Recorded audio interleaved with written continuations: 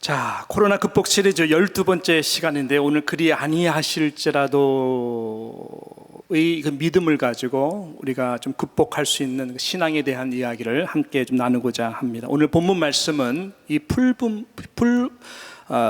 풀무불의 위협 속에서도 굽히지 않았던 신앙 정절을 지킨 다니엘의 세 친구에 대한 이 믿음에 대한 말씀입니다. 특별히 이번 코로나 이 팬데믹을 통해서 마치 정말 풀무불과 같은 이 불같은 시험을 우리 모두가 지금 지나가고 있거든요. 그러한 우리들에게 오늘 이 주는 메시지가 여러분들에게 용기가 되고 큰 힘이 되고 은혜가 되기를 진심으로 소망합니다. 예. 자, 바벨론의 느부갓네살 왕은 오늘 본문 뒷배경을 보게 되면은 이 두라라고 하는 그 평지에 큰 신상을 세웁니다. 그리고 모든 방백들과 백성들을 다 집결시켜서 아주 화려한 낙성식을 지금 거행하고 있습니다. 그리고 그 낙성식을 통해서 그 우상 앞에 모두가 다 절하도록 명령을 했습니다. 여러분, 당시 바벨론이라고 하는 이 나라가 갖는 이 부와 권력과 힘은 그 세계 중심이었고 대단했습니다. 말 그대로 세계 중심에 서 있는 막강함 그 자체였던 것이죠. 그 교만의 극치와 상징으로 이 느부갓네살 왕은 자신을 우상화할 수 있는, 또 우상화하는 이 금신상을 만든 것입니다. 금신상의 크기는 성경학자들의 말을 빌린다면은 30m 정도라고 하고 이 넓이가 3m 정도라고 말을 합니다. 30m 정도면은 어느 정도인가? 보통 아파트 10층 정도의 높이입니다. 또 이것은 뭐 그냥 겉에만 금으로 이렇게 바른 도금의 어떤 그런 금신상이 아니라 안에도 순금으로 가득 찬, 꽉 차게 단단하게 만든 이 엄청난 금신상이었습니다. 한번 상상해 보십시오. 동쪽에서 해가 탁 떠오를 때에 그 금신상을 비치게 되면은 그 모습이 얼마나 찬란하고 영광스러웠겠습니까? 아마 압도적이었을 것입니다. 분명히 이 우리가 그 2장 오늘 3장을 보았는데요. 2장에 보게 되면은 다니엘이 이 느부갓네살 왕, 거의 한 15년 전 일인데요, 말했거든요. 이 바벨론의 영광이 영원하지 않다.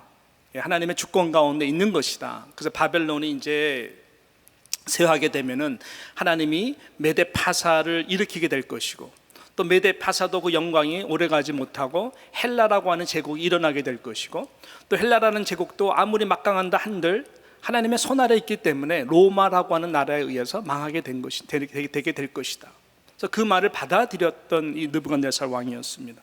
그러나 15년이라고 하는 시간이 지나면서 계속 이 바벨론이 강력하게 승승장구를 하다 보니까 이 느부갓네살 왕의 안에 교만이 싹튼 것이죠. 야, 내가 이렇게 거뜬한데 이 영광이 마치 이 찬란한 금신상과 같이 영원할 것만 같은 그러한 마음으로 이 낙성식을 지금 거행하고 있는 것입니다. 마치 자신 스스로가 신이 된 듯한 허황된 권력과 힘과 이 권세와 그 영광 앞에 이 느부갓네살 왕은 지금 눈이 먼 상태에 있는 것이죠. 사랑하는 성도 여러분, 이 세상이 만들어가는 우상과 신들이라고 하는 것은 다 이런 것들입니다. 잠시의 허황된 영광을 위해서 존재하는 것들이고, 많은 사람들이 이 문화 속에서 그것을 갈망하고 나름대로 월십을 하면서 살아가는 그러한 것이 이런 현대 속에서 있는 이런 우상과 신들의 영향력들이라고 하는 것이죠. 팀 켈러라고 하는 목사님, 제가 가끔 말씀을 드리죠. 팀 켈러라고 하는 목사님, 맨하탄 중심에서 리디머 처치라고 하는 교회를 통해 가지고 얼마나 복음적 이 문화 가운데 예수 그리스도를 증거하는지 모르죠. 지금 리타일 하셨지만 그분은 특별히 쓴 내가 만든 신이라고 하는 책이죠. Counterfeit God이라고 하는, 내가 만든 신이라고 하는 책자를 통해 가지고 그분이 이렇게 말을 합니다. 세상 사람들이 정말 이 월십하고 열망하여서 이 시대 문화 가운데에 스스로 다 이렇게 염원하는 갈망에 의해서 신들을 만들어가고 있다라고 하는 그 말씀을 합니다. 그분의 말 그대로 표현하자면은 이 시대를 가리켜 우상이 점령화된 사회다라고 그분이 지적을 합니다. 그래서 이렇게 말을 해요. 우상 숭배란 단어를 들으면 현대인은 목상 앞에 절하는 원시인의 모습을 떠올린다. 특별히 사도행전 예를 들면서 사도행전에는 고대 그리스, 로마 세계의 문화가 생생히 묘사되어 있다. 당시 도시마다 좋아하는 신들이 있어서 신전을 짓고 또 신상을 숭배했다. 바울이 아덴에 가보니 말 그대로 신상천지였다. 이 아덴의 여신의 파르테논 신전이 전체를 압도했고 다산의 부의 여신인 아르테미스 신, 미의 여신인 아프로디테 신, 전쟁의 신인 아레스 신, 대장장이 신인 헤파이스토스 신 등 온갖 신들이 광장마다 즐비했다. 그러면서 그분이 우리 현대 사회도 고대 사회와 근본적으로 다르지 않다. 문화마다 그 문화를 지배하는 우상이 있다라고 그분이 지적하는데요. 여러 우상들을 이야기하는데 제가 많이 공감을 했습니다. 그러면서 그분이 뭐라 그러냐면 실제로 우리가 아르테미스 신에게 향을 피우지 않아도 돈과 성공을 세상 최고의 가치로 떠받들어 산다면 그것이 바로 우상숭배다. 그러한 모습을 보고 자라나는 자녀들에게 결국은 자녀를 일종의 인신제물을 바치며 사는 것과 다를 것 없다라고 하는 것입니다. 직장에서 높은 자리로 올라가고 더 많은 재물과 또 그러한 위치를 얻고자 가정과 공동체 그리고 신앙마저 팽개쳐 버리는 일들이 너무너무 많다. 우리가 아프로디테 동상 앞에 무릎을 꿇지 않을지는 몰라도 오늘날 많은 여성과 심지어는 남성까지도 외모와 몸매에 과도히 집착한 나머지 각종 우울증과 각종 섭식 장애에 시달린다.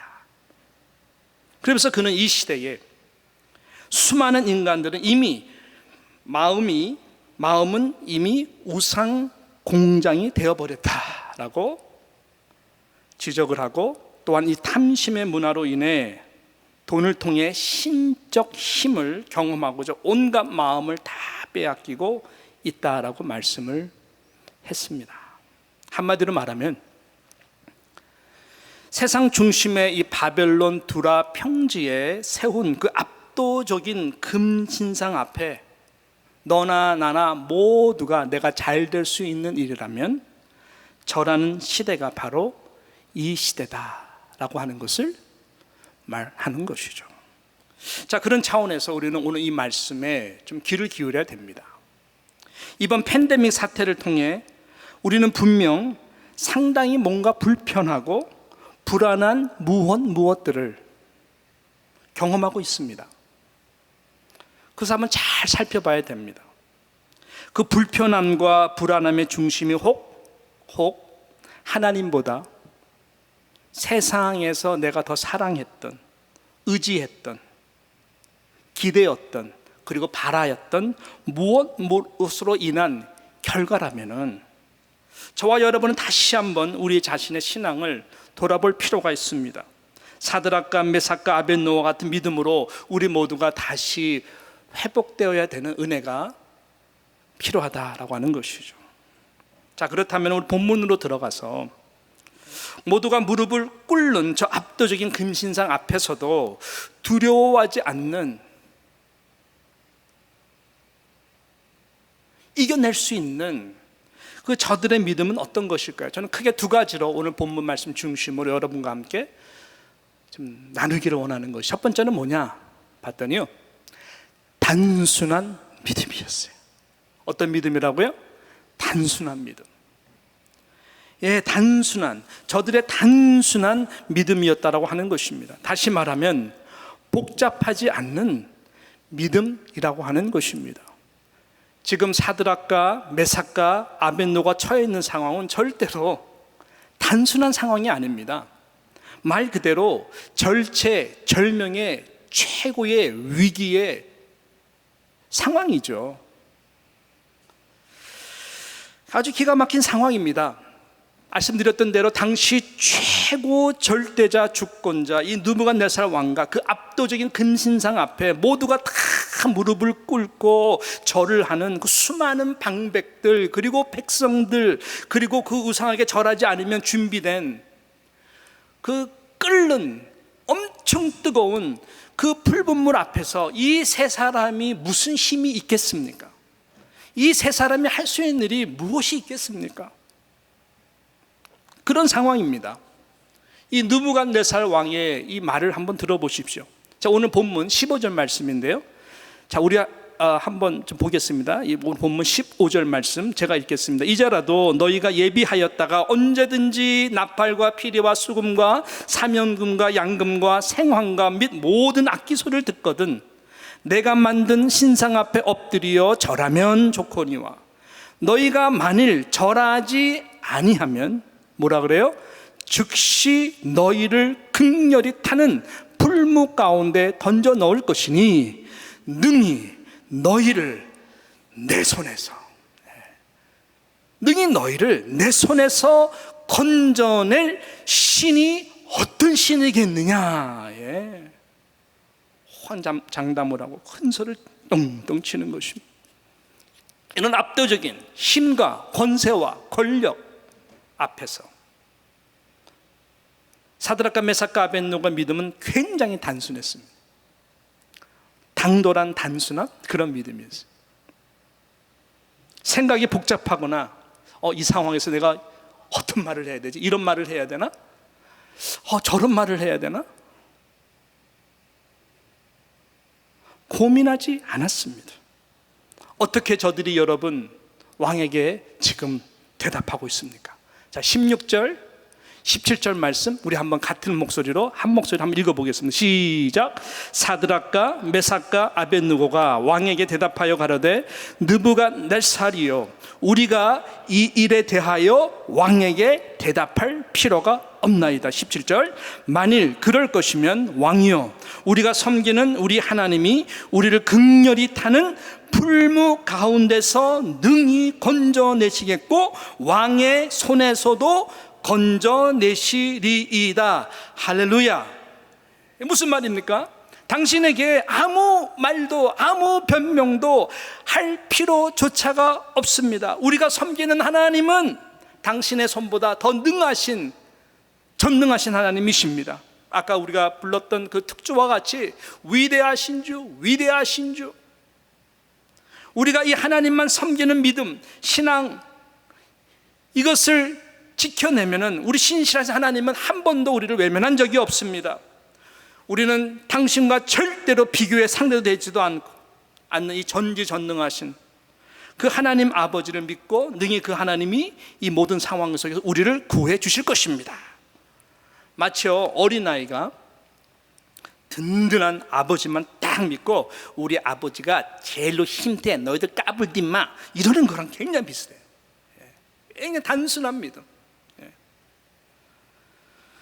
단순하고도 힘 있는 이 믿음의 대답인 것이죠. 여러분, 하나님은 이런 우리의 단순한 이러한 당돌한 믿음을 너무나 귀하게 보세요.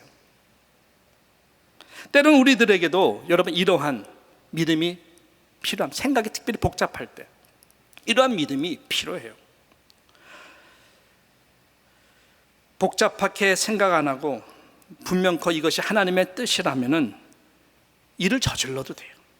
하나님이 그 믿음이 이뻐서 책임지시기에 바쁘실 정도로, 하나님이요 그렇게 해서 믿음의 일을 이뤄가시는 경우를 참 많이 봅니다. 하나님은 그 믿음을, 단순한 믿음, 하나님의 뜻이라면은 하나님 다 책임져 주세요. 참으로 인상적인 고백이 아닐 수가 없습니다. 이 일에 대하여 왕에게 대답할 필요가 없나이다. 다른 말로 표현하면 어떤 거예요? 생각할 필요가 없다. 일에 대하여 고민할 필요도 없다. 아니, 고민할 가치조차도 없다. 당신과 말을 섞을 이유 하나도 없다. 우리 식으로 말을 한다면은 고민하고 기도할 필요조차도 없다. 일에 대해서는 하나님의 뜻이 분명하다.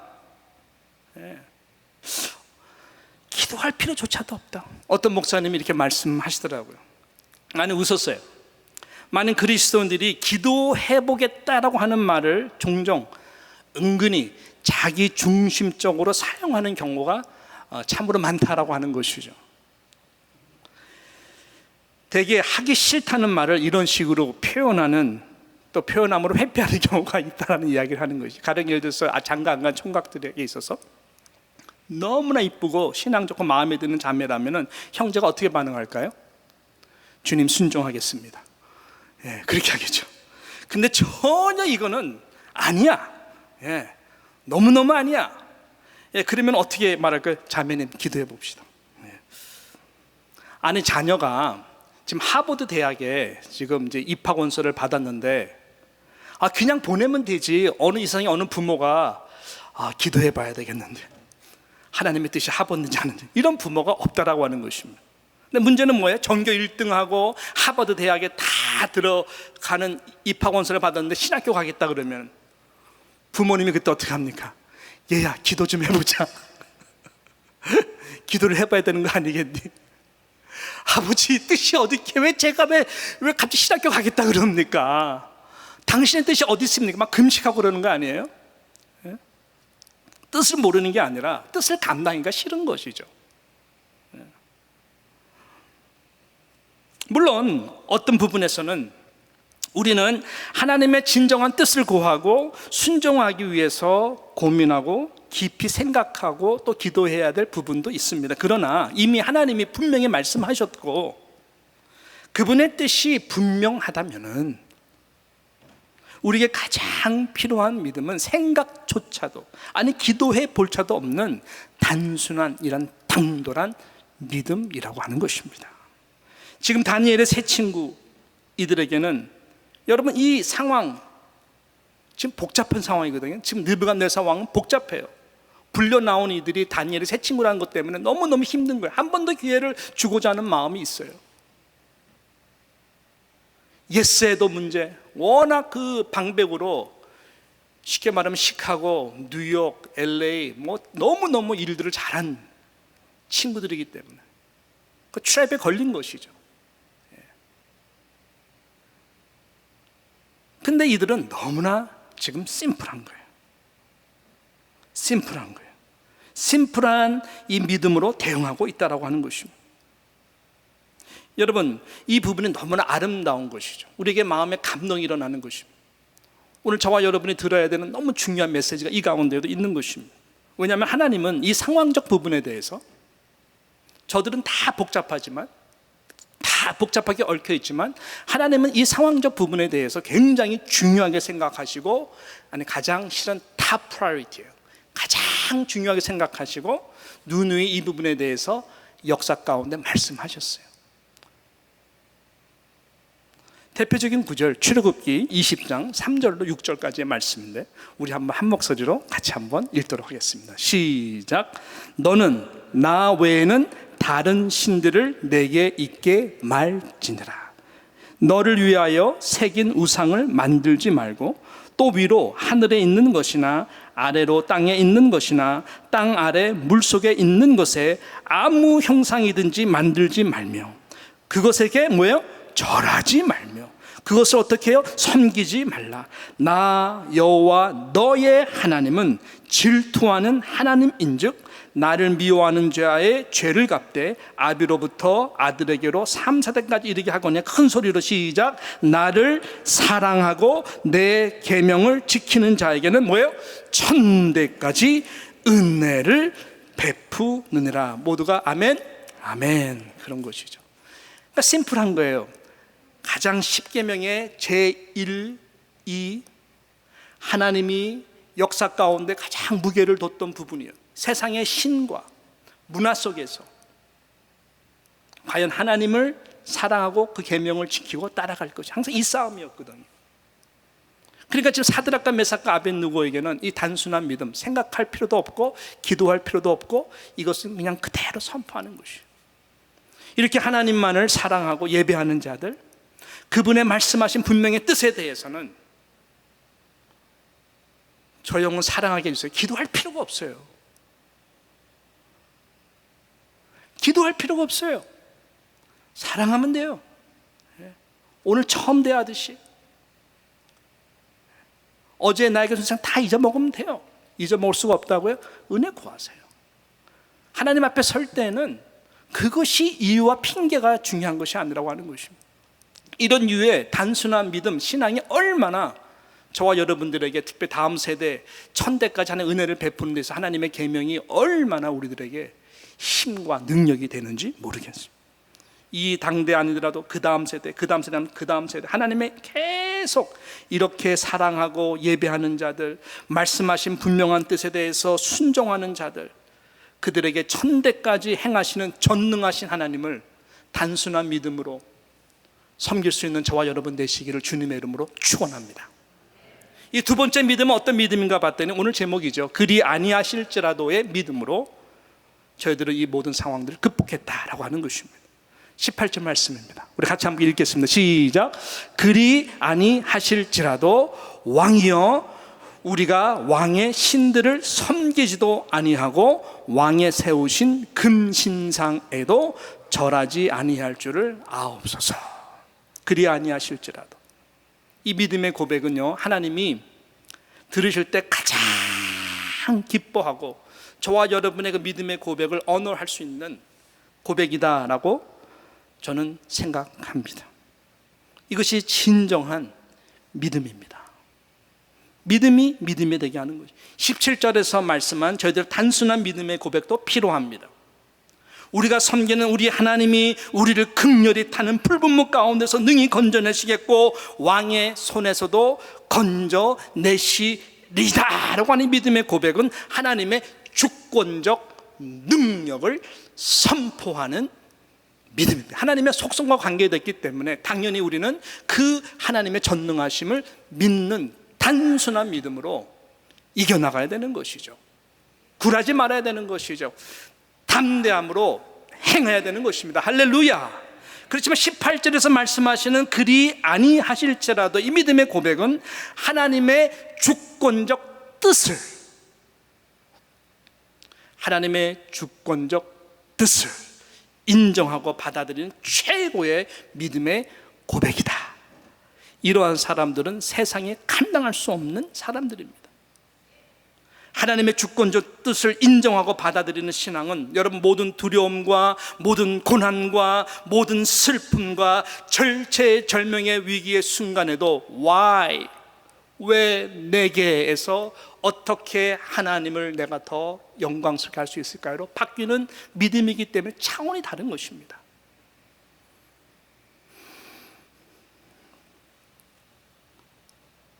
어떤 상황이라도 절대로 여러분의 믿음은 그리 아니하실지라도라면은 실망하지 않아요.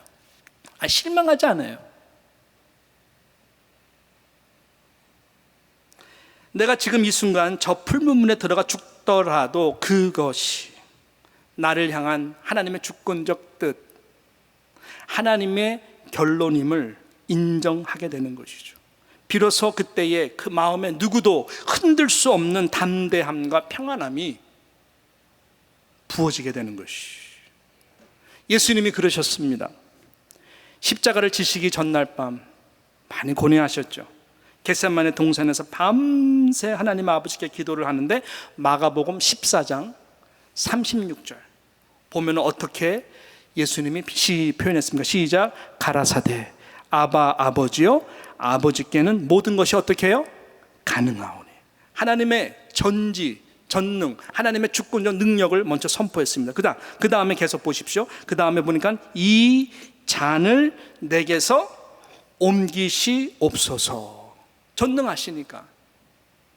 그러나 나의 원대로 마옵시고 아버지의 원대로 하옵소서 하시고.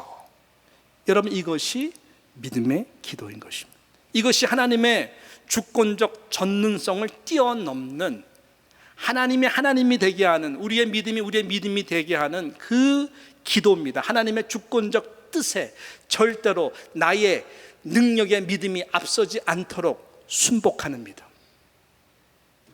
나의 뜻대로 마옵시고 아버지의 원대로, 아버지의 뜻대로 하옵소서. 유명하신 스펄전 목사님이 이런 말씀을 했습니다. 당신의 의무는 옳은 일을 행하는 것이고 그 결과는 하나님이 감당할 것입니다. 비록 하늘이 무너지는 듯한 상황이 온다 하더라도 당신이 해야 하는 일은 하나님이 원하시는 옳은 일입니다. 어떤 결과가 오더라도 하나님 사랑하고 하나님 뜻을 행하는 것이 당신과 나의 할 일입니다. 당신은 결과에 신경을 쓰십니까? 그것이 우리들과 무슨 상관이 있습니까? 오 하나님의 사람이여, 의로운 믿음의 사람이 되십시오. 결과는 하나님의 일이지 당신의 일이 아닙니다. 이것이 그리 아니하실지라도의 하나님의 주권적 뜻을 인정하는, 하나님이 가장 높여줄 수 있는 믿음의 고백이다. 그래서 오늘 본문 사드락과 메삭과 아벳느고가 이 믿음의 고백이 너무나 영광스럽고 아름다운 것이죠. 저와 여러분의 것이 되기를 주님의 이름으로 축복하는 것입니다. 그래서 우리 어려운 상황 속에서 가장 중요한 믿음의 자세는 바로 이 하나님의 주권, 하나님의 능력, 하나님의 뜻을 인정하는 이 믿음인 것입니다. 이런, 만일 하나님께서 자기 백성의 소원이 한 대로 다 들어주시거나 그들이 어떤 사실에 대해서 무조건 믿는다고 해서 그 믿음대로 다 이루어주신다면 하나님은 참으로 피동적인 존재인 것입니다. 하나님이 하나님 될 수가 없는 것입니다. 극단적으로 말하면 인간의 손에 놀아나는 도구일 뿐, 그런 존재밖에 안 된다고 하는 것입니다. 여러분의 감정에 의해서 하나님이 그렇게 될 수가 없는 것이죠. 우린 절대적인, 우리 개혁주의 장로에서 말하는 하나님의 절대적인 주권, sovereignty of God. 네. 얼마 전에 이 교육자들과 함께 어느 이제 성도님과 같이 대화할 수 있는 시간이 있었어요. 이분은 맨하탄 중심에서 전문직 일을 하시는 분이었습니다. 어떻게 지내시는지, 어떤 어려움을 지금 겪고 있는지 같이 대화를 좀 나누는데요, 참 마음이 아팠어요.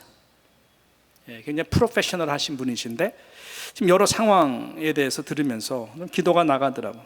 이 코로나 팬데믹이 오기 전까지는 너무너무 바쁘셨대요.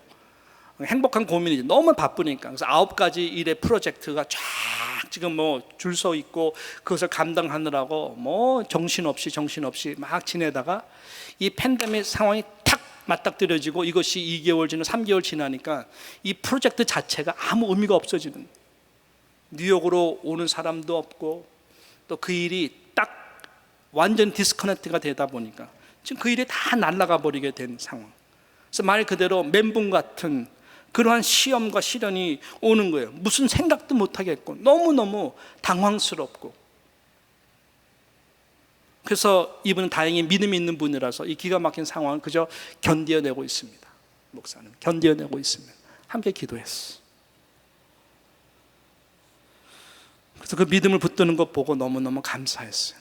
얼굴은 몹시 밝았습니다. 이번 이 팬데믹 상황을 통해서 이런저런 일을 당하신 성도 한 분 한 분들의 이야기를 우리가 듣고자 한다면 한도 끝도 없을 것입니다. 예. 이러다가 완전히 망하겠구나. 어떻게 먹고 살아야 되지? 걱정과 근심 가운데 계실 분들이 참 많을 것 같다는 생각이 듭니다. 저는 분명히 믿습니다. 저와 여러분의 섬기는 우리 하나님은 전능하신 하나님이세요. 그 하나님은 한 분 한 분들을 손바닥에 새기고 우리의 가는 길을 아시고 인도하시는, 무에서 유를 창조하시며 광야에 길을 내시고 반석에서 물을 내시는, 하나님 앞에 갈 때까지 우리와 늘 동행해 주시는 살아계신 하나님인 줄로 믿습니다. 그분이 모든 것 물러가게 하실 것이고 모든 것 풀리도록 역사하실 것이고 여러분의 모든 어려움과 고통 속에서 반드시 건져내실 주권적인 능력에 전능하신 하나님을 믿습니다. 그리 아니하실지라도 하나님은 끝까지 사랑하고 신뢰하는 그분의 주권적 결론, 그 뜻에 순종하여 망해서 굶어 죽는다 할지라도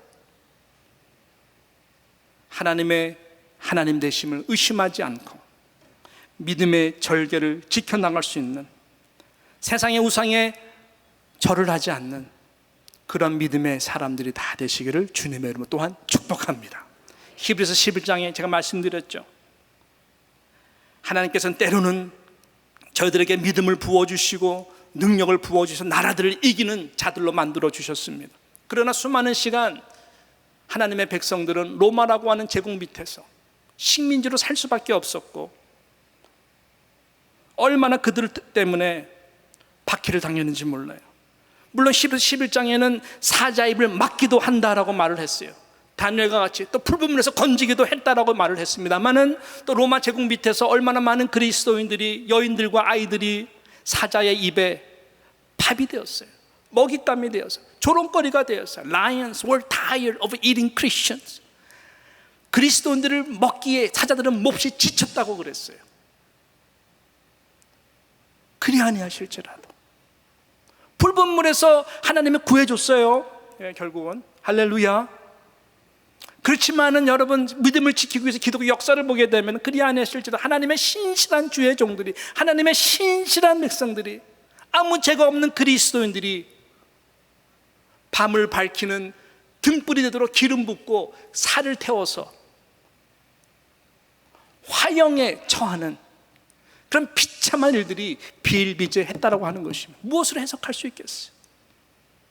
그들은 그 상황 속에 하나님을 절대로 원망하지도 않았습니다. 이것이 하나님의 결론이구나.